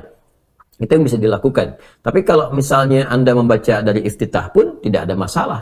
Jadi ketika Anda bertakbir, Allahu Akbar, ya Anda baca yang paling pendek. Kan ada 12 tuh doa iftitah. Jangan baca yang panjang-panjang. Kalau Anda baca panjang-panjang, imam selesai langsung ruku, Anda nggak dapat Fatihah. Ya kan? Maka Anda bacakan iftitah yang paling pendek. Misalnya, Allahu Akbar, ya Allah Akbar kabira, alhamdulillah katsira, subhanallahi bukratan wa asila. Sampai sini. Ya, kalau wajah itu kan doa yang keduanya. Jadi itu digabung jadi dua. Ya, atau misalnya Allahu Akbar hamdan katsiran thayyiban mubarakan fi. Selesai misalnya kan? Dah, itu yang paling pendek. Jadi ada yang paling pendek, ada yang menengah, ada yang paling panjang. Itu doa iftitah. Ada 12 doa. Silakan lihat di fikih salat yang pernah kami share, kan? Lalu setelah itu baca Al-Fatihah. Masuk Al-Fatihah. Jadi dengan cepat Anda baca iftitah, masuk Al-Fatihah. Nah, Al-Fatihah itu minimalnya 3 ayat, ya, sampai dengan dari kalau bacanya Bismillahirrahmanirrahim, Alhamdulillahirrahmanirrahim, sampai Ar-Rahmanirrahim. Begitu Ar-Rahmanirrahim, imamnya roko, Anda sudah mendapatkan bagian dari Al-Fatihah itu. Ya, batasnya di 3 ayat. Dari mana Ustaz di 3 ayat itu? Karena batas paling pendek di surah Al-Quran itu 3 ayat. Di surah Al-Kautsar, Inna a'tayna kal kautsar, fasalli rabbika wanhar, inna syani'aka huwal abtar. Maka para ulama menyimpulkan kalau sudah makmum di belakang dapat di 3 ayat dari Al-Fatihah itu, dia sudah masuk mendapatkan bagian dari Al-Fatihahnya. Kemudian ikut rukuk. Tidak ada masalah begitu imam rukuk, dia rukuk. Itu yang dimaksud hadis Nabi sallallahu alaihi wasallam. Qala Rasulullah sallallahu alaihi wasallam, "Innama ju'ila al-imamu liyutamma bih, fa qira'atul imam qira'atul ma'mum." Adapun imam dijadikan untuk diikuti. Jadi kalau imamnya sudah rukuk, jangan dilama-lamain berdiri sampai imamnya tidur Anda baru rukuk, enggak boleh. Jadi kan nggak tepat kondisinya, sehingga Anda kehilangan momentum itu. Jadi ketika imamnya ruku, Anda ikut ruku, jangan dipaksakan diteruskan. Nah, gimana kalau misalnya nggak dapat sama sekali di bacaan? Jadi begitu Anda masuk takbir Allahu Akbar, imam sudah mau ruku, Allahu Akbar, langsung takbir, langsung ruku, maka berlaku hukum di situ bacaannya imam mewakili bacaan makmum. Jadi kalaupun Anda nggak sempat, karena nggak sempat baca, sudah terwakili bacaan makmum, imam, ditoleransi di situ. Itu hadisnya sahih. Jadi kalau Anda sudah mendapatkan imam takbir, kemudian imamnya ruku, langsung ruku dan sudah mendapatkan 1 rakaat. Ya, sudah mendapat apa? 1 rakaat. Karena ruku itu disebut ruku batas rakaat. Jadi begitu Anda ruku, salah satu maknanya itu seakar dengan rakaat. Ini sepakat imam fikih, nggak ada perbedaan di sini. Ingat, nggak ada perbedaan. Anda ngaji di kitab apapun sama semua. Jadi begitu mendapatkan ruku, imamnya ruku, itu batas rakaat. Anda takbir, langsung ruku, dapat 1 rakaat. Contoh tadi sholat subuh nih, masuk rakaat pertama, ya, kemudian ketika mau gabung, walam yakul lahu kufuwan ahad, Anda takbir, imam ruku, Anda langsung takbir, langsung ruku. Nggak usah baca iftitah lagi, nggak usah baca Al-Fatihah lagi. Allahu Akbar, ruku. Jelas ya? Nah, bacaan-bacaan yang tidak sempat dibacakan sudah terwakili oleh imam tadi, dengan kondisi yang tadi, ditoleransi. Tapi kalau masih mendapatkan imam berdiri, langsung bacakan Al-Fatihahnya. Tapi kalau mau iftitah, bacakan yang pendek. Ya, baca yang pendek, setelah itu langsung baca Al-Fatihah sampai dengan 3 ayat. Lalu kemudian ruku. Jelas ya? Tapi nggak boleh menyengaja nunggu imam ruku. Minum dulu, dengan ruku belum. Ini udah mau habis nih. Ya, Allahu samad lam yalid wa lam yulad, baru Allahu Akbar, cuma ngejar ruku. Nah, itu dosa. Ya, dan bisa membatalkan sholat kalau disengaja, bisa membatalkan sholat, ya. Allahu a'lam bisawab. Ya, untuk akun Dr. Games, ya, kalau bisa Anda bikin games yang syariah. Ya, coba dong ahli-ahli aplikasi ini bikin ya games-games yang betul, jangan bikin games-games yang mohon maaf mengarahkan pada dunia atau maksiat, atau bahkan dipakai peluang untuk maksiat, pakai judi macam-macam, ya, kayak game online dan sebagainya. Bikin yang syariah kan bisa. Masa nggak ada sih aplikator yang muslim-muslim tuh, yang ahli aplikasi yang mau cari pahala dari situ? Tolong bikin dong, ya. Game misalnya tentang apa, ya, taruhlah tentang sirah Nabi sallallahu alaihi wasallam. Ya, bikin game tentang misalnya bagaimana mencapai Jabal Uhud, bagaimana mencapai atau game tentang memasuki kota Mekah, atau game tentang simulasi haji, gitu kan? Dibuat kalau masuk sini benar berapa poin, salah ini berapa poin, tuh sikut, tuh kan?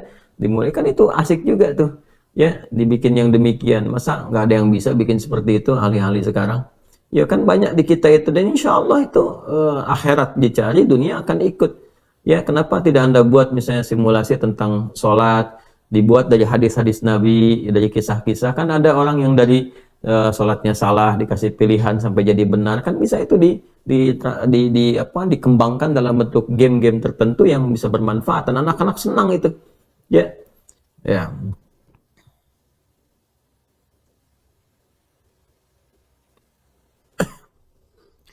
Salam Ustaz Nanti, Waalaikumsalam warahmatullahi wabarakatuh, dari akun Lucky Store. Ya, semoga store Anda tetap lucky dan juga Allah berikan lucky untuk kita semua. Waalaikumsalam warahmatullahi wabarakatuh. Mau tanya, kalau sudah menikah 5 tahun tapi baru tahu kalau wali nikah bukan nasab dari ayah kandung, itu bagaimana? Apakah harus menikah ulang? Begini, wali nasabnya itu apakah dibenarkan secara syar'i atau tidak? Misalnya wali kandungnya ayah kandungnya berhalangan karena tertentu, ya diwakilkan atau tidak, atau ada wali hakim yang dibenarkan secara syariat. Ya kalau dibenarkan, misalnya begini, ayah saya sedang nggak ada nih, kan? Saudara mau nikah, dari nasab ini dari ayah kandung sudah tidak ada, digantikan misalnya oleh paman atau dari kakak kandung dan sebagainya. Nah itu tidak ada masalah. Atau kemudian tidak ada ini, tapi ada wali hakim misalnya. Ya, kadang-kadang hidup pun kadang terlalu banyak terharu, ya khawatir akan nggak sempurna, diwakilkan kepada wali hakim misalnya, itu boleh. Ya, jadi dilihat aja jalurnya, dicek kembali. Kalau secara ketika menikahkan itu dibenarkan secara syariat sebagai wali hakimnya, dan ada di situ misalnya perjanjian atau ketentuan tertentu atau informasi yang disampaikan sehingga bisa jadikan sebagai dasar, itu sah.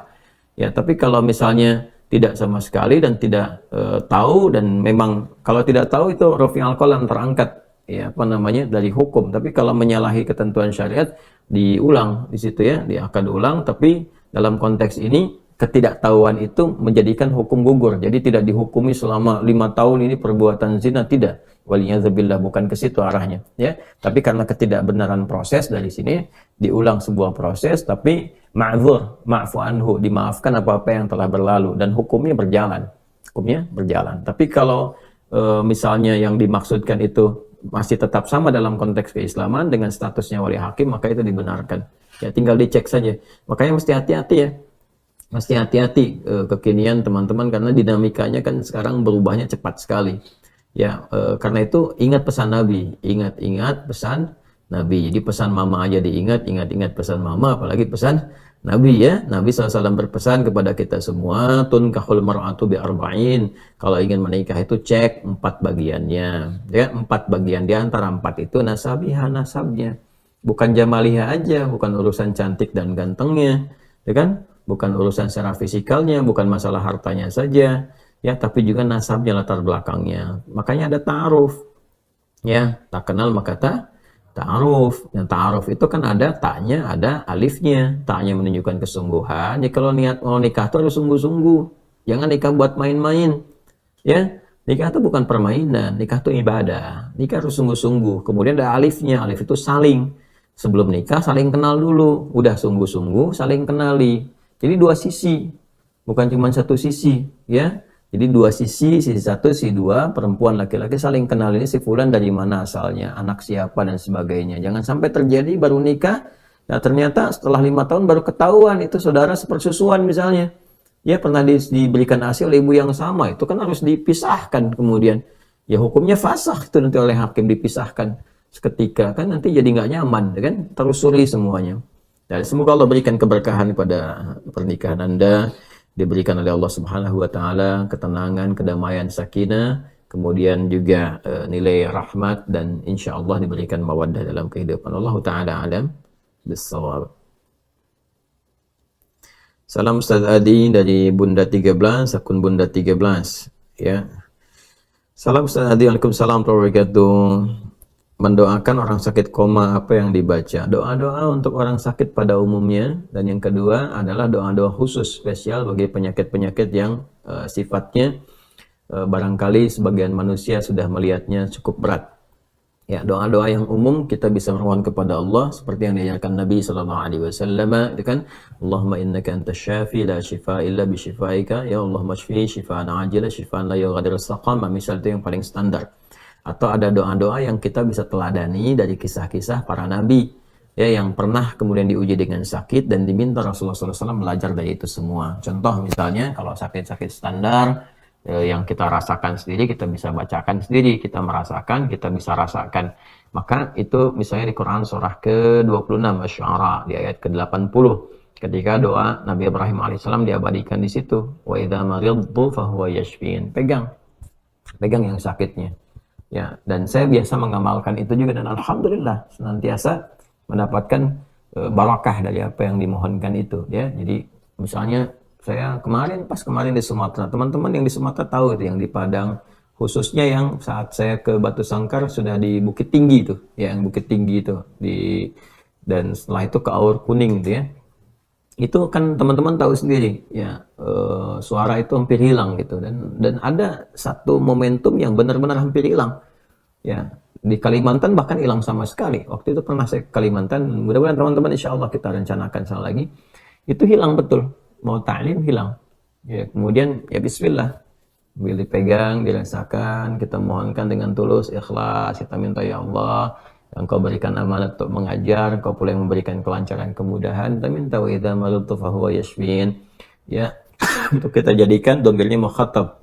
Wa idza maridtu fa anta tashfin. Ya Allah, kalau saya sakit pasti Engkau sembuhkan. Enggak mungkin Kau maha penyembuh kan? Lalu kita berikan herbal tentu gitu kan. Kemudian kita pegang lagi. Alhamdulillah. Begitu mulai mengaji keluar tuh. Keluar sampai lancar. Nah, setelah selesai hilang lagi gitu. Nanti apa namanya diberikan kesempatan istirahat ada lagi. Alhamdulillah. Nah, kalau yang kira-kira cukup parah, dokter mengatakan mustahil seperti ini, ada koma dan sebagainya. Nah, ini yang seperti ini bisa doanya Nabi Ayyub alaihissalam. Itu di Quran surah ke-21. Coba ya lihat. Quran surah Al-Anbiya 21 ayat 83 sampai 84. Ayat 83-nya Allah Subhanahu wa taala menyampaikan wa ayyuba idna rabbahu anni massani yadhurru wa anta arhamur rahimin. Itu doanya. Ya, dan aku buka kata Allah kisah Ayyub alaihissalam dan belajarlah dari kisah Ayyub alaihissalam ketika beliau diuji dengan penyakit. Penyakitnya dulu ya disimpulkan bahwa tidak sulit untuk bisa mengatasinya. Tidak ada orang yang pernah mengalami itu dan tidak ada orang yang diuji dengan itu setelahnya. Artinya akan melebihi apa yang diuji orang-orang kekinian. Ya, dan nggak terlukiskan kekinian oleh kita. Banyak riwayat menyebutkan apa jenis penyakitnya, tapi secara intinya medis sudah angkat tangan, sudah give up, nggak bisa ini. Maka apa yang terjadi ketika manusia sudah mengatakan nggak mungkin, ini tanda dari Allah supaya kita langsung memohon kepadanya. Dan Allah berkehendak mengabulkan langsung tanpa campur tangan siapapun untuk menunjukkan cinta kasih Allah. Nah, cinta kasih itu bisa lahir dari kesungguhan kita beribadah. Makanya kalau ada penyakit atau ujian apapun yang dirasakan berat, manusia nggak bisa atasin, ini tanda untuk kita meningkatkan ibadah kepada Allah. Ya, kalau udah diberikan begitu belum mendekat kepada Allah juga, bagaimana lagi diberikan cara untuk mengenal Allah, untuk bertakwa kepada Allah? Maka di antara doanya dibacakan yang tadi, Anni masani yadhurru wa anta arhamur rahimin. Itu kan itu untuk pribadi. Kalau untuk orang lain bisa dikatakan annahu, ya kan, masanihi dhurru wa anta arhamur rahimin. Tapi kalau kita mau bacakan full ayatnya begitu nggak apa-apa, diniatkan ibadah. Bacakan dalam sujud sambil tahajud malam, bacakan di sampingnya, minta sama Allah dengan kesungguhan, lalu didorong dengan sedekah, ya kan, dengan kebaikan-kebaikan. Niatnya untuk itu. Apa yang terjadi? Fastajabna.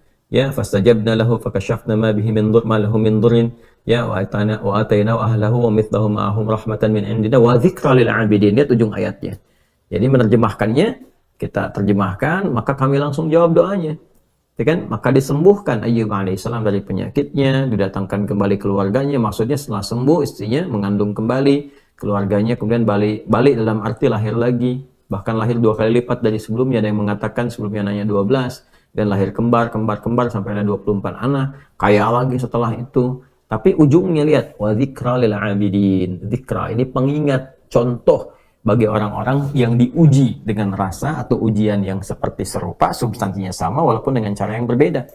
Misal tiba-tiba Anda bekerja dari yang omsetnya, hartanya mapan, kaya, tiba-tiba kemudian hilang dalam sekejap, gitu kan? Wah, ada yang tertipu, ada yang macam-macam, hilang harta. Ya, aset hilang. Nabi Ayub kan begitu, sehari hilang semua, ternaknya habis, ya, kemudian kebunnya terbakar dan sebagainya hilang. Yang kedua ada yang diuji dengan orang-orang terdekat yang meninggal dan sebagainya, ya, seperti Nabi Ayub diuji. Ya, kemudian yang ketiga dengan penyakit. Nah, kalau dia diuji itu dan memang sudah parah, orang mengatakan ini mustahil, maka apa yang dilakukan? Yaitu wa dzikra lil abidin. Abidin itu jamak dari kata abid. Abid itu orang yang meningkatkan ibadah kepada Allah. Maka kalau sedang diuji, kembali kepada Allah. Ya, kalau sedang kena musibah, kembalikan kepada Allah. Nah, itu yang dimaksud Al-Baqarah ayat 156. Alladzina idza asabathum musibah qalu inna lillahi wa inna ilaihi raji'un. Kalau sedang diuji dengan apapun, kesenangan ataupun rasa duka, maka sadari diri, ini dari Allah, semua cuma titipan. Ya, semua ini diuji supaya kita lebih kuat lagi, supaya kita lebih mampu mengeluarkan kemampuan yang lebih hebat, supaya lebih dekat dengan Allah. Maka disadari, kalau sudah sadar, segera lakukan pendekatan. Lakukan pendekatan kepada Allah, tingkatkan ibadah, ya, mohon doa, sabar jalan itu, sabar dulu. Sabar itu bukan diam, sabar itu terima sebagai ujian, ambil hikmahnya, tingkatkan ketaatan. Jadi kita bisa bangkit lagi, move on. Ya, setelah itu apa yang terjadi? Ayat 157-nya, ulaika alaihim salawatun min rabbihim. Orang-orang yang demikian menerima dengan sabar, lalu dia alihkan energinya untuk berbuat yang positif, dia tingkatkan ketaatan, dia bangun tahajud, dia berdoa, dan seterusnya. Maka kata Allah, itu dipuji orangnya, dipuji Allah. Ya, wa rahmah, dirahmati oleh Allah. Begitu dirahmati, wa ulaika humul muhtadun, dan kemudian diberikan petunjuk oleh Allah untuk mengatasi persoalan yang sedang dia hadapi. Kadang-kadang langsung oleh Allah diberikan pancaran kemuliaannya. Kita doakan yang disebutkan di sini, tidak disebutkan namanya, tapi setidaknya kita bisa doakan mudah-mudahan Allah sembuhkan. A'udzubillahi minasyaitonirrajim. Bismillahirrahmanirrahim. اللهم نحمدك كما علمتنا أن نحمدك ونشكرك شكرا كما علمتنا أن نشكرك أنت المقدم أنت المؤخر بيدك الخير إنك على كل شيء قدير اللهم اشف مرضانا شفاء عاجلا شفاء لا يغادر السقم اشفه يا الله كما شفيت عبادك المؤمنين كما شفيت عبادك المسلمين في كل مكان والزمان وصلى الله على سيدنا محمد وعلى آله وصحبه أجمعين وآخر دعوانا الحمد لله رب العالمين. Semoga Allah sembuhkan, semoga Allah muliakan, dan semoga Allah berikan takdir yang terbaik insyaallah. Itu yang bisa kami lakukan dan mudah-mudahan Allah meridhai kita semua. Teman-teman, saya yakin masih banyak mungkin yang ditanyakan juga, didialogkan, tapi saya harus berangkat ke luar kota. Ini waktu yang bisa kami sajikan. Mohon izin nanti mudah-mudahan bisa direkap oleh admin, ada waktu kita bisa dialogkan kembali, dan mudah-mudahan semuanya dirahmati oleh Allah Subhanahu wa taala. Bila dalam pemaparan atau jawaban yang kami sampaikan ada hal-hal yang kurang tepat, baik dari dalil dan sebagainya, ya itulah kekurangan saya. Mohon izin untuk kekurangan kami, ya itu kalau salah langsung dibetulkan ya. Kalau saya sebut ayat misalnya nggak sesuai, langsung disesuaikan aja. Biasanya kalau ayatnya insya Allah sesuai, paling nomornya atau apa ada yang keliru disesuaikan ya. Kemudian hadis silahkan dicek, insya Allah kalau dibacakan benar. Tapi kan kadang-kadang beda cetakan dan sebagainya, yang nggak usah sibuk dengan itulah ya. Yang penting hadisnya ada, ya nomornya beda, hadis ada kan lebih baik dibandingkan dengan nomornya benar, hadisnya nggak ada. Tapi insya Allah ya sudah dicek, mudah-mudahan baik. Ya, kalau ada salah kesimpulan, mohon bisa dipahami, bisa diluruskan. Tapi kalau misalnya beda pandangan, tidak harus berselisih. Ya, beda pandangan itu kan kalau perkara furu'iyah, kalau perkara pokok nggak mungkin beda. Ya, misalnya tadi subuh sama 2 rakaat yang pokok. Yang bedanya furu'iyahnya kunut misalnya, ada yang kunut tidak kunut, jangan jadi berselisih dari itu. Ya, karena itu kan punya dalilnya masing-masing. Yang salah tetap yang tidak sholat subuh. Kalau ada yang benar itu bukan karena kehebatan atau luas ilmu, tidak, itu karena Allah menitipkan saja. Jadi jangan berlebihan juga. Kalau ada yang benar, yang baik diamalkan dan saling mendoakan. Mohon maafkan saya dengan segala keterbatasan, dan mohon saling mendoakan semoga Allah ikhlaskan dan berikan kemuliaan. Izin menyampaikan informasi teman-teman, alhamdulillah kabar baik. Pesantren Mira itu sudah naik Habim, yang masjidnya sudah mulai, bajanya sudah naik, insya Allah akan berproses. Masih ada kesempatan bagi teman-teman yang ingin ikut berwakaf ya. Setelah nanti insya Allah jadi, kita akan jadikan tempat juga salah satunya untuk mengaji dan menyiapkan kadar-kadar ulama masa depan insya Allah. Masih ada kesempatan, tinggal nanti dilihat saja untuk pesantren Mira di akun YouTube juga ada ya, di rekening BSI itu. yang teman-teman bisa cek kemudian 1111444142 kalau saya nggak keliru ya, atas nama Ma'had Islam Rafiah Akhyar. Mudah-mudahan tahun depan sudah mulai siap, tahun berikutnya sudah mulai penerimaan dan pelaksanaan penerimaan sampai akhir bulan ini. Setelah itu insya Allah saya akan uji sendiri, diambil cuma 40 orang untuk yang pertama ini ya, dan itu yang formal. Nanti yang lainnya ikut kelas-kelas khusus tertentu. Yang kedua, saya mohon doanya hari ini insya Allah saya akan berangkat ke satu kota, tapi bukan untuk ta'lim, untuk menyiapkan program khusus untuk Quran. Jadi nanti akan ada pusat kegiatan besar. Saya umumkan nanti pekan depan dalam kajian Aqsa. Setelah semuanya siap dulu. Kalau belum siap kan nggak baik gitu ya. Jadi kita akan meluncurkan kegiatan untuk semesta Quran. Jadi semua kembali mempelajari Quran, jadi ahli Quran insya Allah.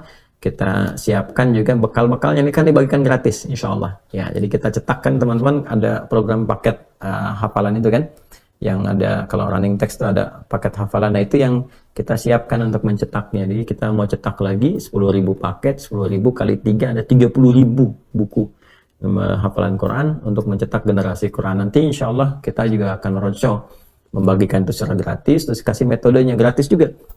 Gratis. Nah yang ini yang kita akan launchingkan bagi pelajar-pelajar. Yang umum sudah ada, sudah tinggal masuk ke kelasnya aja ya, di STUH, Sekolah Terbuka Usahakan Al-Quran Hafal. Insya Allah dalam waktu dekat kita akan bertemu, kumpul nanti untuk takrim ahli-ahli Quran.